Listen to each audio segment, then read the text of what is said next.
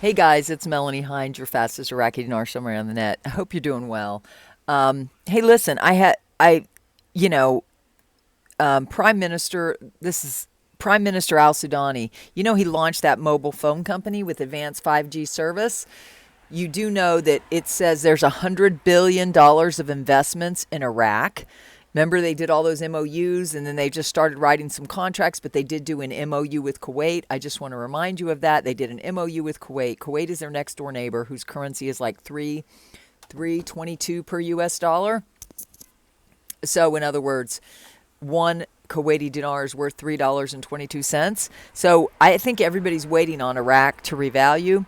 In other words, the investments in Iraq surpassed 100 billion. I've reported on this before. I just want to remind you that now that they're pulling in all those three denom currencies, those currencies into the banks, they've got 90% back in the banks. The other article was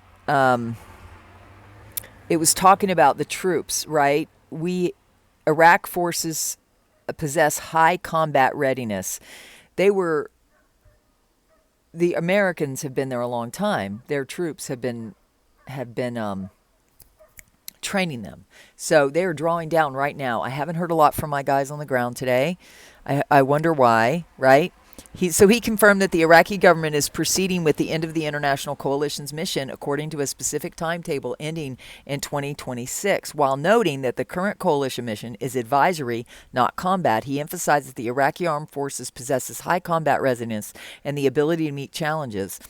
The government's achievement, headed by the Commander-in-Chief of the Armed Forces, Mohammed Shial al-Sudani, is to proceed in the implementation of what was stated in the government's program regarding ending the missions of the international coalition and shifting to bilateral security relations with the United States and all coalition countries. He explained that this matter returns Iraq to the stage before the fall of Mosul, when its defense and diplomatic relations were normal and organized with the international community. He explained that the specified path requires the completion of missions in Baghdad and Anbar by this month, September of 2025, with the withdrawal from the Kurdistan region of Iraq to be completed in September of 2026. So it appears as though they're drawing everybody out, most of Iraq. He said he emphasized that future missions will be transformed into bilateral agreements with countries in accordance with the Strategic Framework Agreement with the United States or through contracts with European and Asian countries. So, guys, they're secure and stable. They're on their own 2 feet. Remember, I was keeping all the CBI articles that saying there was an imminent launch. Then in June 8th, we released that it had gone digital. The value of the digital dinar on Handle Forex right now is 132. That's one Handle Forex to IQD 132, so it's not comparable to the US dollar yet, but we do know they have a holding place for it on Forex. Via that article I talked about, it said Handle Forex is a decentralized multi-currency stablecoin protocol of which allows users to create and exchange multi-currency stablecoins called FX tokens, are collateral-backed stablecoins represented and soft-pegged to a range of currencies. Then you have what Trump is doing. They passed the Genius Act, and then all of a sudden you see that Bank of America is doing a deal with Ripple to get RLUSD. You saw the Trump organization who started World Liberty Financial. They just launched a stable coin, and that was Tuesday. I'm just pulling it all together for you. I hope you appreciate that. Comment down below. So it seems like Iraq is secure and stable. There's a lot of people thinking that it has to be done before the election, but we don't know. We really don't know. And like I said, a lot of people have gone quiet. Also, what did this say? That was the people saying they're going to hire mostly Iraqi citizens to do the work on the new phone. They're going to offer a new phone company. And this article was. Oh, it didn't translate. I've been having some problems with my translation on my computer. It was all about the private sector. Oh, there it is. It's all about the private sector development. It's taking a little bit longer to translate these articles. So it said the Private Sector Development Council is exploring ways to support investors and entrepreneurs. The CBI is stepping up to fund these things. Let me see if I can find you the right sentence. It says, during the meeting, the administration discussed ways to activate its duties and enhance its role in serving the Iraqi private sector through an action plan aimed at meeting market needs, removing obstacles facing investors and entrepreneurs, and achieving a solid private sector capable of effectively contributing to achieving sustainable economic development. The council is preparing for a visit from the Prime Minister and Chairman of the Private Sector Development Council, Mohammed Shal al-Sudani, to present his visions and ideas on supporting and developing the private sector and enhancing its role as a pivotal partner in the renaissance of the national economy. He stated the council is scheduled to hold its next meeting, chaired by the Sudanese Prime Minister, to discuss practical steps to develop and advance Iraq's private sector, which will positively impact economic development in the country. Like in the U.S., that means like we have the separate businesses, like we have Tesla, we have Google, we have, all these different companies that are private. That's what they want to do. They want the private to come up because most things were government owned when we took them over. So they're enhancing private sector development, and we think all those have to be audited to be part of this new fancy system. That's the new digital banking system. And that's why this whole thing is shifting from traditional finance to decentralized finance, as evidenced by their digital dinar. So we just wait and see what happens. So then if you go to everybody else, what are they saying? Let's see.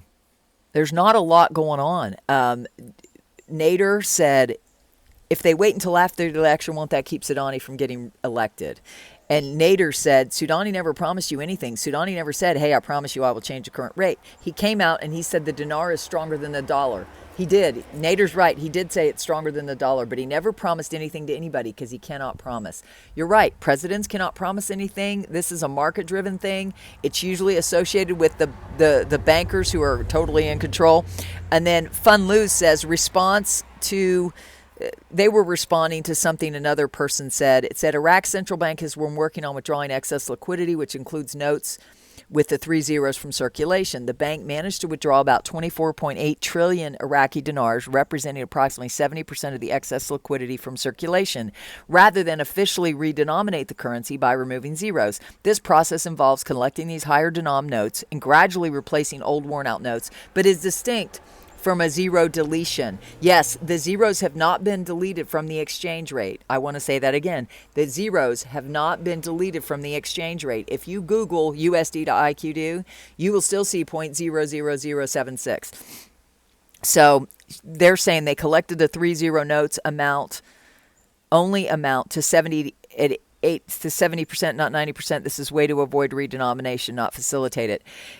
They're splitting hairs here with some of the reports who said they've taken a lot of their mattress money out of the streets and into the banks. For the citizens in Iraq, they've sent 90% of it has been collected off the streets, according to our intel sources, and put in the banks. But that's not all the currency. That's just the ones in Iraq. They are all in, 90% of them are in the banking system now. They've brought most of the country off under their mattresses and put them in the banks.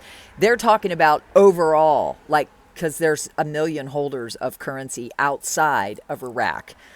I think that was the last number I remember. Comment down below if I'm remembering this correctly, because I'm a little tired. My husband is getting ready to go to another meeting. What else did I want to share with you? Hold on. That FX letter, which was the most important piece, really the most important piece. I went over this on this morning's live, but if you're just watching the summaries, I understand, guys. It's a busy time. It's a short week, too. We couldn't even get into the chiropractor this week because it's such a short day. Let me pull this up and just read to you the executive summary. The executive summary. Everybody's saying they can't talk. They're under NDAs. So that's why I think it's very quiet. Plus, our servicemen, who are my intel sources, are getting ready to move, or have been. Some of them have already been moved out. So this is the FXU-VU strategic release memo. Here, I'm going to see if I can show it to you. See that? FXVU strategic release memo. See the date on it? It's May 27th. What it says is it confirms that the Iraqi dinar is fully armed for public rate visibility at $4.81.01 with active infrastructure integration, live suppression staging, and institutional level confirmation. It says the rate is suppressed but loaded across all FXVU telemetry layers. The presence of the IQD on the active Forex platform confirms that institutional infrastructure is engaged. Release is now dependent solely on coordinated political timing optics. So what does that mean? Well, you know we have AI, right? And it's in everything. You know that the digital banking system in Iraq, according to our sources, is AI run. So they're figuring out what's the right political timing optics. They're thinking about optics. They're thinking about marketing. So guys, this could happen anytime, in my opinion.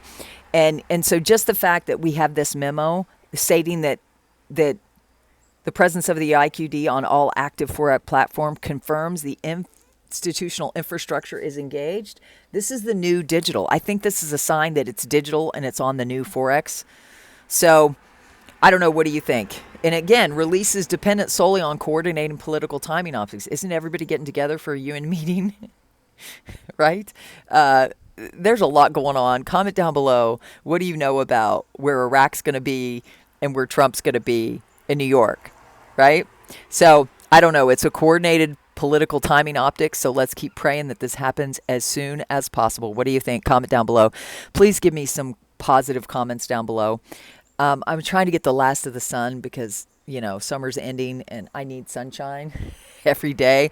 But comment down below, and I love you. What are you having for dinner? We're either going to have pasta or eggs. I'm going to vote for eggs because I haven't moved around a lot. I got to do my exercises tonight. Anyways, I'll see you guys tomorrow morning at 9 a.m. Again, I hope you like this summary. I had to piece it together because I don't have a lot to go on. And a lot of people, like, I don't even think the one conference call that's usually on Wednesdays, I don't even think they're having the call yet. Everybody's waiting. So let's pray this in. Comment down below if you're praying it in with me. Bye.